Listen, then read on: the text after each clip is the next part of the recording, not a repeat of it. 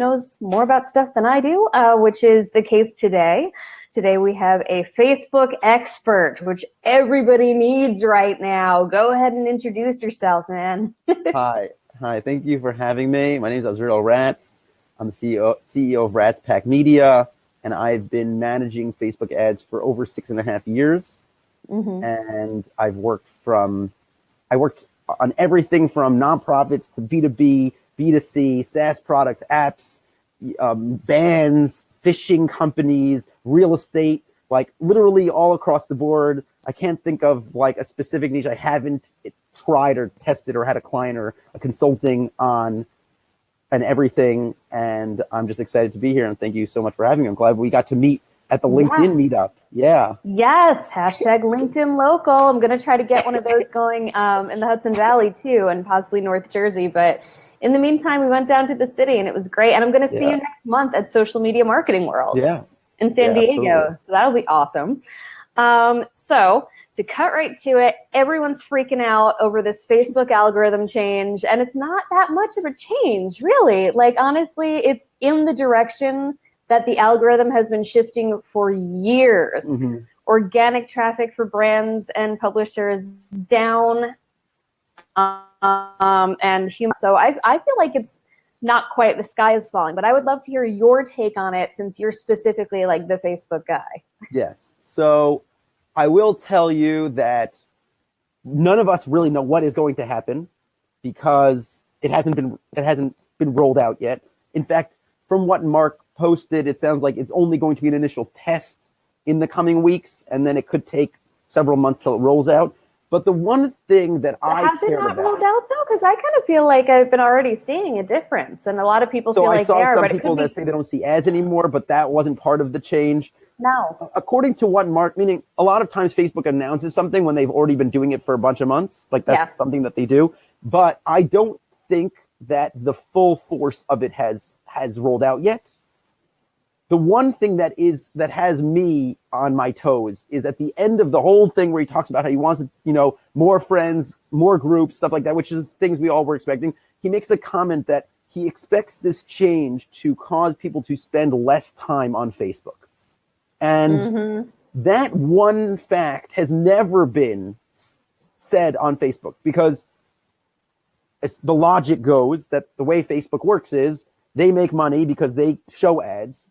They have, X number of placements across a day for each person because they come back all the time to see more posts on Facebook. So the more time you spend on Facebook, the more ads they can show. The more ads they can show, the more money they make.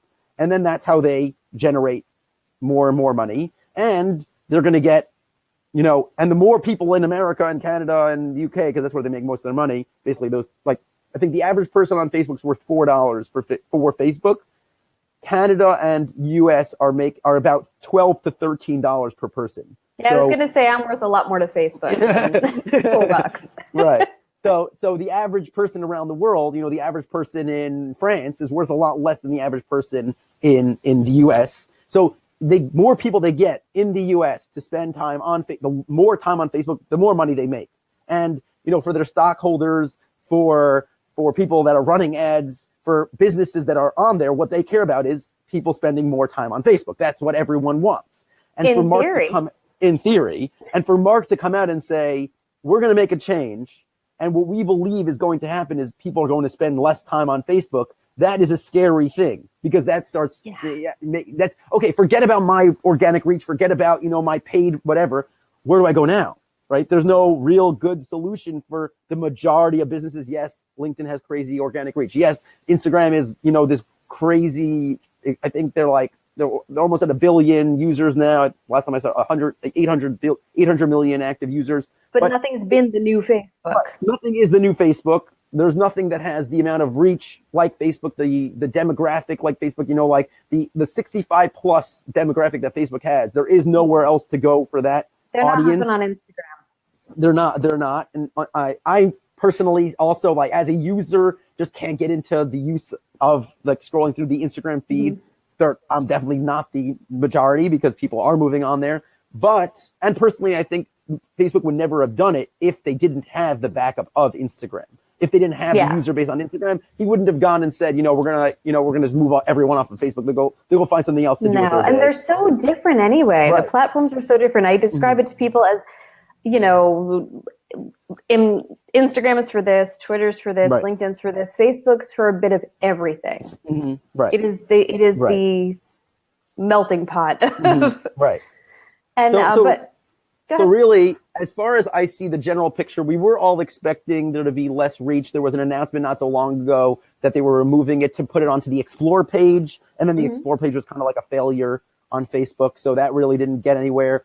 So we were all thinking it would go this way. But the fact that he made that comment that people will spend less time on Facebook, that does have me concerned, not just as an ad person, but as someone that as someone that wants to reach an audience. If they're not spending their time on Facebook, where do you have to go as a business to reach those people now? That's really the concern. I think a big part of it, I think two things that really factored into it is, first of all, the election in the United States and the fear of tampering and the realization that we all kind of form our little echo chambers of people who think like us. And so it's very easy to target one of those echo chambers with something that'll confirm what they already think and fire them up. But then also the fact that there's so many articles, there's been kind of a glut of think pieces and studies about how Facebook is bad for your mental health, which is fascinating to me. It's kind of like when people get in arms about retouching. I'm like, who doesn't know that that's not reality? Who doesn't know that people are only putting their highlight reel on Facebook? But I think that it's really a response to that kind of pushback, but it's strange. And also you'd think they'd learn from Snapchat, because Snapchat recently also separated out engaging with people versus engaging with brands, and it is not popular. Right. So I really wonder how it's going to go. But again, myself and several other people I've spoken to, maybe we're imagining it, but I don't think we are. We've already seen a bit of this going on in our feeds already in terms of organic reach dropping and in terms of really getting a lot more play on things that actively encourage interaction, actually, give more text before a link that asks a question and encourages discussion on the thread.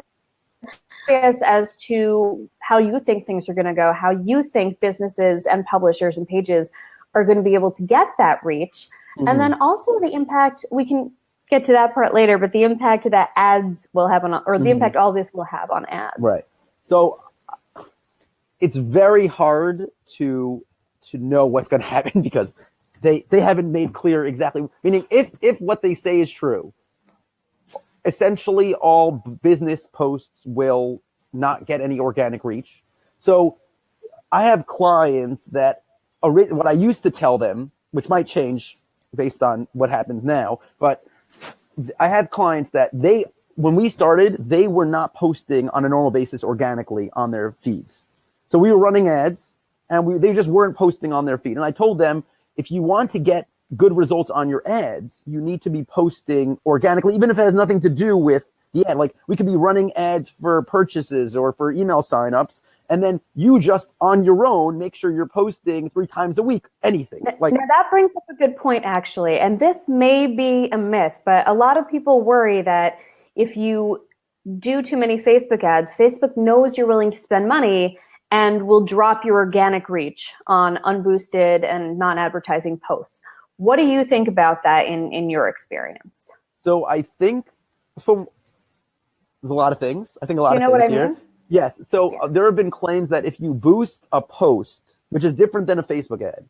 When I talk about Facebook ads, I'm talking about what people used to call dark posts, which is essentially a post that only shows up as an ad and not as a post. Yes. So have never been said to affect your organic reach. Interesting, because a lot of people worry that it does. Dollars, and they're still getting great organic reach. But what I have heard is that if you boost a post, which is that blue button that shows up on your posts, and you spend, $5, $10, so Facebook's going to give you less organic reach so that you then respond by spending more money. That's the thing that I've heard a lot of people. That is a very important thing to parse out, because a lot of people have ads and boosts as interchangeable, and they're really not. A lot of why I always tell people not to use the boost is simply because the targeting is not nearly as strong. But now this is a really good additional reason not to do boost, just go through Ads Manager, go through Power Editor, like put together a real ad, and you get better targeting anyway. So how do you think ads are going to be affected? So just a note on what you just said about that. So what most people don't know is that you can actually run a regular Facebook ad with an existing post, as opposed to clicking that boost button and choosing your audiences, which, by the way, you could go into your saved audiences and target however you want.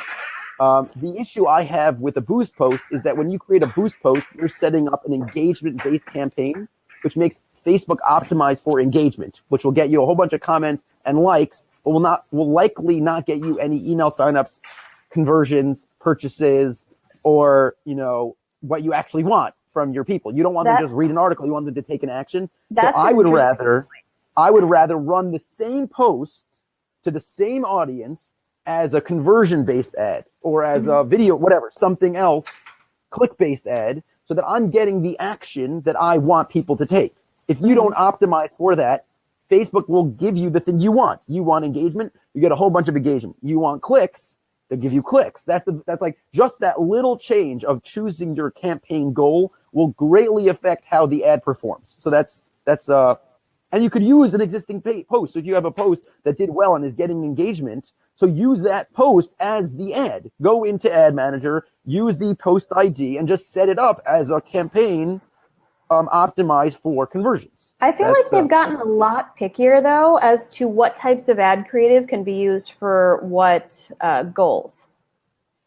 I feel like I've tried to use several things, and I haven't post without. So for a while, if you didn't have a call to action button, which you can actually add now in the boost post. So one of the tricks you could do is you can go into the boost post, set up a boost post as if you're going to run it, and add the learn more button or whatever, sign up, and then just turn off the boost post. So it never spends any money, but you get a call to action button. Oh, that's a great idea. Yeah. And so that's one thing you could do. But for a while, if you didn't have that button, which you can only get through the boost button, you can't do it on Ad Manager, only through the boost post button. So you can't, for a while, if you didn't have that call to action button, you couldn't go and run that ad as a click campaign, right? So that was a big problem. But I have access to like a whole bunch of ad clients and previous clients and consulting clients. So I see like changes as they happen for some people, and even if they haven't happened yet. And I see now that they're adding the ability to add a call to action button for a boost. There's an active post on your page. From Ad Manager, you'll be able to add a boost button. You'll actually be able to edit the button. So if it already says learn more, you could edit it to say sign up based on the thing you're running the ad for. You want to run for conversions, just change the button. So that's another thing they're doing. And they're even allowing now, which is new, for some of my clients, where you can run an ad for clicks without a button, which is also new. So over the last how does that work? It just optimizes for the click on the image, like the link preview, or to the actual clickable link on the post. And I've even seen it run once where the link was in the comments, and they were optimizing for the link click in the comments, right? Because you get more have been trying to do that, so that you can get like over the algorithm issue. Like there's this whole thing, but basically, they're rolling out the ability to just track link clicks, whether it's in the post, there's a button. They're changing everything on that side, so you'll be able to run ads without buttons for conversions. It's Facebook's moving in that direction. On the ad side, they're doing crazy things. But one thing that I've noticed is that pages that do get organic reach, because I work with a lot of companies that are still getting a huge amount of organic reach, pages that are verified with over 1 million likes are still getting a nice amount of organic reach.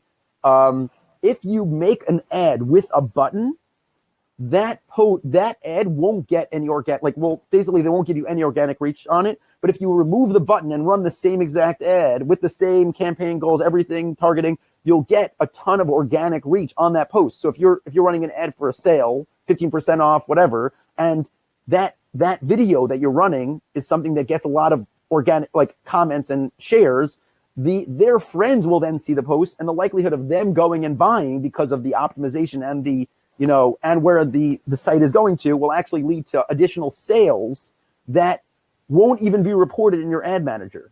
because the ad manager only shows you the data of the ad spend. So if I spend $1 and reach you and you share it and your friend buys, ad manager won't show that data. But if you have a UTM parameter, or you use a special, like, let's say Bitly link or whatever, Click Meter is a service that allows you to track clicks if people are converting, how much money they spend, all that stuff. So you can do that and track outside of Facebook Ad Manager what is happening with your ads. And for one of my clients, they're getting about 2 times as many sales through organic reach on their ads than they are through the ads themselves. And that's incredible. That's the thing a lot of people don't think about, the concept of organic reach on an ad. On your ads, yes. Yeah, make an ad really shareable. Right.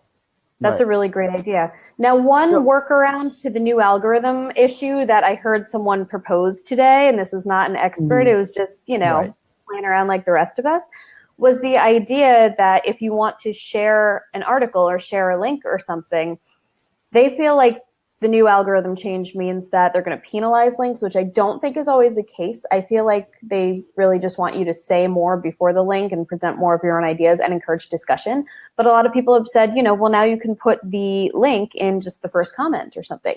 What do you think about how this algorithm is affecting links, both organically and in ads? So on the organic side, for a while, so something that most people don't know is that the Facebook pixel acts very much as a ranking system. So if you have a Facebook pixel on your site, Facebook knows how many people are coming to your site, how quickly they move on your sites. Because if you have a pixel, let's say, on all your pages, so if they get to your homepage or a blog page and then they move from there, so Facebook can track all of that data. They can see, oh, this is the number of people that get to the lead page, and this is the number of people that. And this is, sorry, 1 second. All good. Not right. Oh, you're just coming in. Okay, just coming in. Okay. So this is the number of people that came to the lead page, and this is the number of people that converted for the lead. So they could see the quality of how many people are, signing up for emails, how many people are actually adding to cart, how many people are getting to initiate checkout. All of those pieces, because they have your event pixel set up, they have all of that data all across the board. So and not only that, but on the mobile app, they even have how long the person's spending on your site, because you're doing it on their app, right? Mm-hmm. You're doing it on their app. So they could see, the person comes to your site on mobile and spends 3 seconds. That's a low quality page.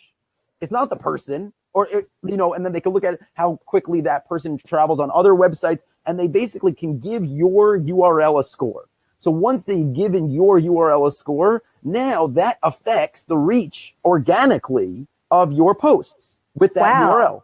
That is mind-blowing. So if you don't have a ton of website action, is it maybe a disadvantage to be using the pixel?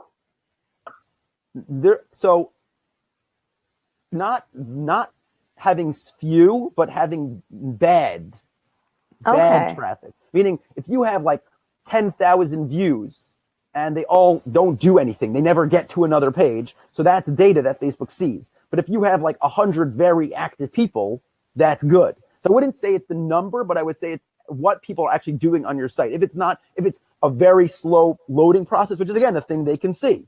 They can see how long it takes to load your page. And they even made a comment that they're going to start penalizing sites that take too long, right? Mm-hmm.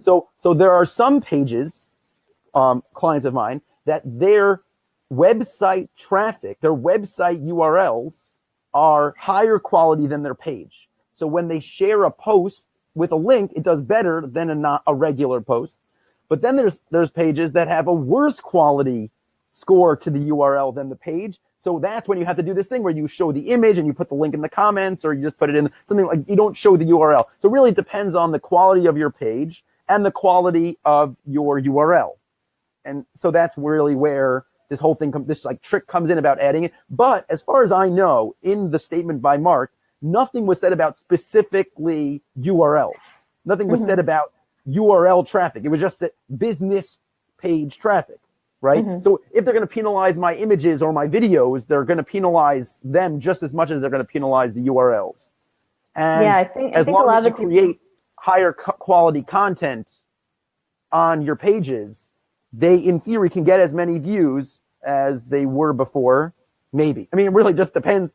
It depends how serious the statements were. If they're really going all in on removing business traffic, then in that case, it might make sense to say, stop posting organically. Or it might make sense to say, don't just assume you're going to get zero traffic and just run ads. You know, it's worth it to run ads. Now, as far as what it's going to do for ads, which is a question you asked.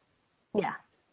If, in theory, if there's less stuff to look at on your page, and therefore people are going to spend less time on Facebook, it means that you now, as an advertiser on Facebook, have the ability to do the things that business pages were doing when you got organic reach, right? So I'll tell you that you just have to pay. Right, you just have to, but you're going to get, like, so it's funny because there's all these things about clickbaity titles. They're trying to get rid of all these issues with stopping people in their feed, right? But nothing is stopping you from creating a video just like you would post and use that as an ad. And if they are planning to have less stuff in the feed, it means there's actually going to be more place and more strength to your ad that looks like content than anywhere else, because they're basically, what they're saying is, we're going to remove all of your competition. Any other business post, all those viral videos that were, they got 10 million views about, cats, like cat cafes or whatever that you see. So all those videos, we're going to take them out of the newsfeed, but we're still going to show as many ads. They never said they're going to show less ads. It's going to be based on the time on the site. So if you can create content that is as viral as the normal organic content, and you're willing to spend $100, I'm not talking about like something crazy, spend like $100, target your existing engaged audience, then you should do better with your ads now than you were doing before. That's a good point. And so that's your main thing for continuing to get impressions on the new Facebook. I mean, I actually posted, I posted when this announcement came out that in my mind, what you need today on Facebook now, when you still have a chance to get organic reach, is to build existing audiences that you can retarget. I think, Dennis, you also posted yesterday about the same thing, about the importance of custom audiences. So Facebook over the last 2 years has added an incredible amount of retargeting that we've never seen anywhere else. You could target people that watch 3 seconds of a video of yours, even if it's a share from your page into a group, or someone that commented on a post of yours, or someone that saved a post. You don't even know this is happening. There's no metric on Facebook that says 12 of your videos were saved, or this video was saved 8 times. You don't have that data, but you could target those people in an ad. You could run ads to people that saved posts in their feed as they were scrolling through. So these are things. And now I also saw, I don't have it yet, I haven't seen it in any of the accounts that I have, but there's this thing now called dwell time,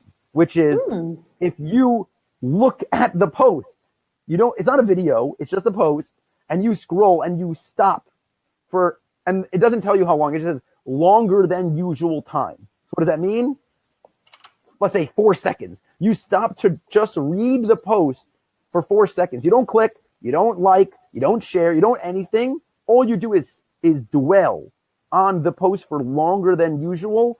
We could be able to run ads to that person. So what we want to do now is use as much of the organic reach power that we can today to build these existing audiences, either on Facebook through these targeting, or through email lists, or through collecting phone numbers, or even getting them on your Facebook Messenger bot, because you could target anyone that messages your Facebook page, another option for targeting. So that's a very important thing, is getting people into custom audiences so that you can retarget them for anything in the future. Imagine you have a crazy viral video and that got a ton of engagement.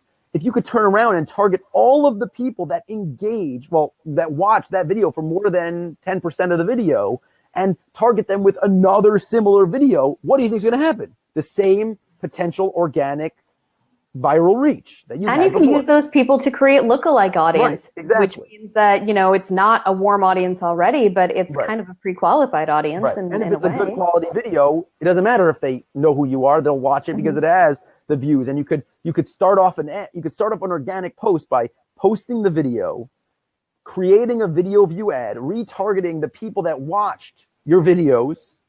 And now, when someone comes to scroll past your video, they're going to see that it already has 10,000 views because you went and you paid for a whole bunch of views from the people that already watched your previous videos. And that's so you're basically able to create all these custom audiences. And they're entering their plan, in theory, is to empty out all organically reached videos, meaning or like all the business page posts, in theory, might be removed from your feed.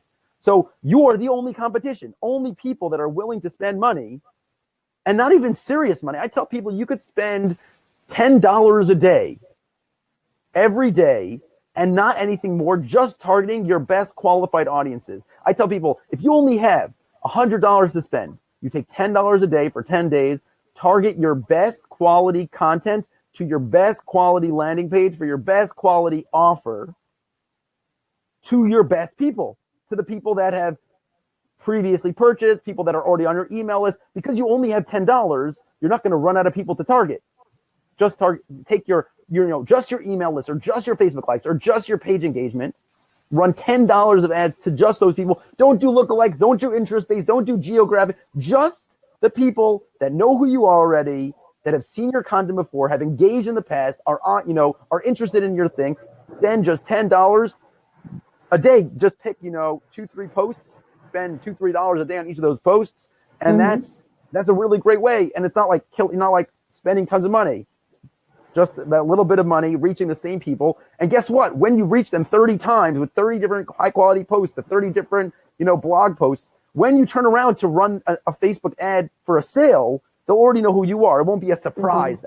Who is this person trying to sell me? You built the confidence, you built the trust. You've given them value, hopefully. Exactly. So I think that this, in theory, lead to higher quality results from your ads rather than lower quality results. I like that. I hope that comes true for sure. I just want to take a moment to see if anyone has any questions before we wrap things up. So I have a question for you. So I'm a big fan of live video, and in theory, live video is going to be one of the things that they want people to do because it engages people, all of that. But I've noticed it can be tricky. It's gotten trickier than it used to be to use live videos as ads. I feel like it only really works for, it only works after the fact. You can't run a promo for a video that's going to happen. And you also can pretty much only do video views. I've tried to do it for several other metrics, which I've done in the past, and it doesn't really work so well. Like I used to run it for clicks. You're talking about ads for live videos. Both in advance and after the fact, because I've gotten incredible results using the replays of live videos that have done well as ads. I've gotten incredible results in the past. But the other day I tried to run one. I have a video series called Midweek Minute that I do for just a minute on Wednesday, where I rattle off top headlines. And then I link that to a blog where people can read more about those top headlines. It's a live video, and it connects to a blog. And I can't run an ad with the clicks metric using that video. Okay, so a few things. One is that I used to do live video, and I actually stopped doing them. And the reason was because I was seeing, which might change, and this algorithm change can actually change this. But what I saw was that when you would make a live video, it would need to be, we've been online now 30 minutes. It needs to be something like over 15 minutes to get the full organic reach. That's one. Two, and that doesn't do as well as an ad. And it doesn't do as well as an ad.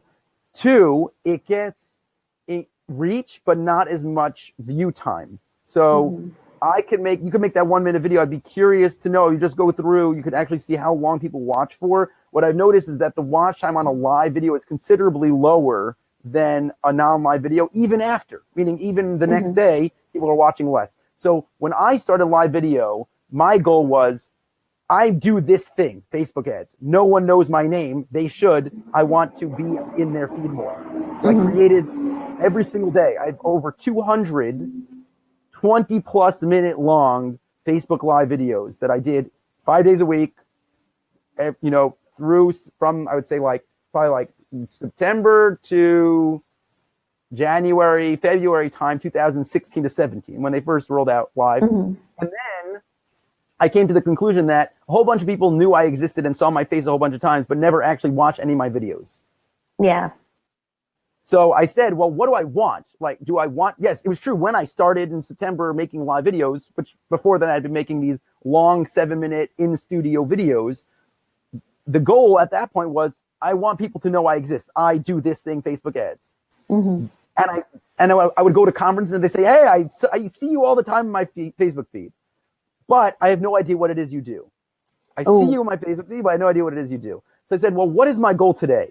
People know who I am. I speak at events. I go to conferences, but no one actually has learned anything from me. No one's learned anything from me. So I said, well, what do I want? I want people to know what I teach is good. The quality of my content is high. So I started making under 3-minute non-live videos. And when people see a 1-minute video on their feed, it's only a minute, I'll watch. They get considerably better watch time, because what I've seen is a video that's only a live video that's only 1 minute gets very little reach, because Facebook wants to push it out while it's live. There's not enough time during that 1 minute, unless you found like the very 1 minute when all of your users are online at that 1 second. It's unlikely you'll get good high quality reach on that, and that a 1 minute non-live video will do better on the reach side. So that's good to know. I switched to non-live videos, and it's funny because people still tell me like, I love your live videos, and I tell them like, it's been almost a year since I posted a live video. I don't do them anymore. I record. It's actually funny. I record on Snapchat on my phone while walking. And that's to make sure that the video is never more than 3 minutes, because Snapchat stops every 60 seconds. Yep. So if it takes me too long, if it's more than 3 minutes, start again, delete the whole thing, start again. And that keeps me on track. And then I just stitch it together with, I paid $2 for some app. What's it called?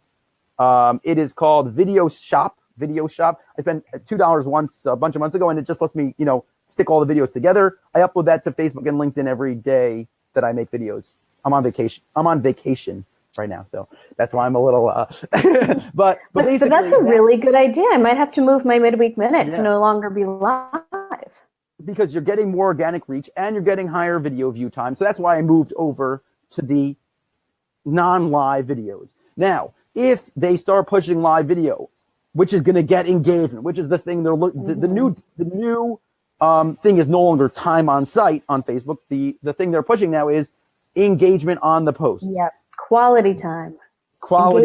Here are the 4 people watching our live video. So less passive. So we want that type of content. Uploaded videos don't have that type of content, because if they comment watching the video at this point when the video is already over, I can't respond to their comment. I saw a few comments that need to be answered, but I can't respond to them if I'm no longer live. Yeah. So once you upload the video, I can't then go and speak more during that video on the thing they're asking about. So having a live video could, in theory, increase an incredible amount of engagement. The problem is it's the wrong metric for us. What you want here is a blog post. You want people to get to that blog post. You don't care about the engagement on the post or interacting with their comments. You want that 1 minute video to get people to your blog post. So I would suggest you switch from the live to just uploading. That will allow you to add the button. But even still, if you go to your booze post, you should be, that person, Bria, posted the video shop video. That's the one. That is the. Thank you, Bria. Yeah. She's right behind me. She's my intern. Oh okay. Thank you. So if you go to your old live videos and you go to the boost post button, you could add the learn more button. You could add the link to your blog, run it for 2 minutes just to get it to add the button. And then you can go into your ad manager and run it as a click-based ad. I'm going to do that. That's what you should be able to do. I'm going to do that. It's a really good idea. Previous live videos and then future videos. I do suggest, what I would say to do is do a month live and then a month non-live and just see what happens. I mean, now's a bad time because all the posts about this Facebook apocalypse thing are getting a lot of reach. Yeah. So there might not be as much news next month to compare the reach to it. But in theory, 1 minute videos for a month with the blog post as a live, and 1 minute as a non-live, and just see the number of, I would do 2 metrics. One is the clicks, and then the time on site, right? Because you can get a whole bunch of clicks, but if they're not spending the same amount of time, then I'd rather less clicks with more time. So I would look at those 2 metrics, the time on site and the number of total clicks, and then decide based on that what is a better thing for you, the live or the non-live. That's great. And the whole adding a call to action with the boost button and then not boosting is brilliant. That's blowing my mind. So let's look at Matt's question. Matt wants to know, what's the difference between page view and preview, and how does that affect Facebook metrics? I don't know what the preview is, so I'm not sure. I'm not sure either. The page view pixel is the pixel that is on every header. Well, in theory, should be on the header of every page on your website. So that is just the ability, when you go into your ad manager or your audiences, you should be able to target everyone that came to your site. What you might be referring to is the view content event. So maybe the page view, and what he means by preview is the view content event. That one is, for e-commerce anyways, is used to show that they viewed a product on your website. So if you have an e-commerce store and there's a blog attached to it, so the blog would have just the page view, but not the content, the view content pixel. But then when they actually got to a product, they looked at your soap or whatever. So that would show the view content, and then you could run ads to people that went and actually saw that event of the view content of a product. And then the question of how does it affect the Facebook matrix? I'm not sure what he means. I guess he means the algorithm. He might have meant the metrics. Metrics. I actually had this crazy theory that I saw a few people post about a few months ago, where if you have a pixel event on your site that fits with the list of all the other, the regular events. So they have a lead, complete registration, initiate checkout, add to cart, purchase, all those things. So Facebook kind of uses a database of all of those data points to like see how a user uses websites. So if I am a user and I visit a whole bunch of add to carts, so if you run ads for add to carts, I'm going to get that ad because I add to a lot of things to carts. That's one of the things I do. So in theory, which I have never fully tested, but I still kind of think it's true. If you put your pixels differently on your site than everyone else, you might actually get higher optimized purchases for lower costs because Facebook can target people differently for that same pixel. So like, for example, you want to run for leads, right? So everyone else is using that lead pixel or the complete registration. But what if you did the initiate checkout pixel on your lead thank you page? You're telling Facebook, I want the initiate checkout people. What those people should be is higher quality people who initiate checkouts a lot. So when I run ads to that audience of leads, which I got for really cheap because they're leads, they're just, all I want is their email. Now when I run ads to them, they should be a higher quality audience. Maybe. That's a good point. Though we actually, the question turns out to be a little more basic than that. Okay. Clarification. Oftentimes when your page, and I've seen this too, page notifications tell you that you got a new page view or a new page preview. And that can be kind of confusing. I've kind of assumed that that's semi-meaningless, but that would be good to know. That notification. I get that my page either has a view, page has a preview, or a preview. I would think a view means more than a preview. Yes, I've seen it. I would think a view means more than a preview. And I think what that means is new page view means someone who has never looked at your page before, looked at your page. New page preview may mean that you came up in suggestions for someone new. I'm not even sure. I wish I knew, Matt. Sorry. You got a notification my page had either. I don't know. Well, anyway. Look it up later. Yeah. Well, anyway, this has been Avery or Azrael Ratz from Rats Pack Media. Very good name. And you're going to be speaking at Social Media Marketing World next month, which is very exciting. Technically in March, but yes. Yes. Oh, so you're one of the later days. Yeah, I got to look at the speaking on schedule. Friday. Yeah. Nice. Well, I will still be there on Friday.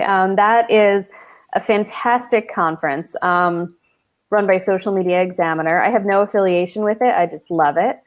It blew my mind link in the last bottom. year. No. Yeah. I don't know the link, but you can do we can do the hashtag there anyway, and people can look up stuff on it. And I love that conference. So I'm very excited to be there next month. I'll see you there. Yeah. Anything else you want to tell us about going on with you before we go? So I think that because we met at a LinkedIn local event, that there's some crazy stuff going on LinkedIn. They hit over 500 million users. I actually spoke to at that event. I spoke to someone who was an intern at LinkedIn, and he talked about all these features they're planning to roll out on the Microsoft side. That they're planning to do this integration with your Microsoft Calendar and Microsoft Outlook and Microsoft Word, where they're planning to like look at your LinkedIn and create your resume for you based on the type of ad. They rolled it out already. I haven't played with it yet, but I saw it announced recently, and I mean, it makes so much sense. And what that would mean is that you could go and, a lot of times, so I don't have a resume because I don't look for jobs. Yeah. Because I run my own company. But a lot of times clients want to see like a resume. And when was the last time I updated my resume? A million years ago. So if I then have to sit down and rewrite a new resume based on the old things, LinkedIn could just grab all of the stuff you've done, all of the clients you've worked with. If you keep your LinkedIn updated, you could then create a resume automatically with all of the data as it populates on LinkedIn. So all of these new features, they're planning to roll out video ads on LinkedIn. They're planning to roll out a whole bunch of stuff. I wouldn't be surprised if public figure pages come to LinkedIn. That would be great. So long from now. Yeah.